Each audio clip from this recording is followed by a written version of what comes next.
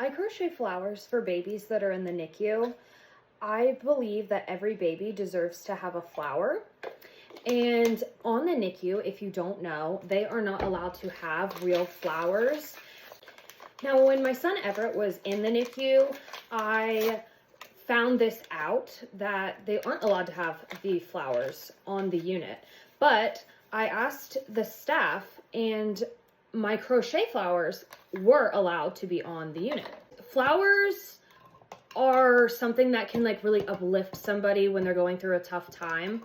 So I decided to come up with a crochet birth menu in memory of my son Everett, because Everett did pass away a week after being in the NICU. He had a lot going on. He was a medically complex baby, but I knew that I could help keep his memory alive and do something to really help those going through a tough time. I want everyone to feel like they can celebrate their baby. Everett's Flowers, which is a 100% cotton crocheted birth flower menu. There's one flower for every single month. That way families could get a flower and it could be set up in the NICU room for their baby. It would be a way to celebrate them. Moms who have lost their babies can set it up there in a memory of them. Now, my niece, Stella Rose, had cancer, and she gets treatments up at the same hospital that Everett was born at.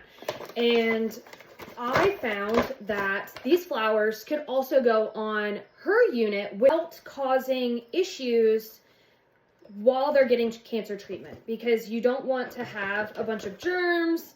You don't want to have risk of allergies or anything like that when you're receiving your cancer treatments. But it is nice to have a flower again. So now the kids or the parents that are up there with them are able to have flowers in their rooms without putting an extra risk to them in their care. If you're interested in Everett's birth flowers, the menu is pinned on my page and they're available on my website. I personally have a daffodil, my sweet Everett, and a daisy, my toddler that I have now. So leave it down in the comments what your kiddo is.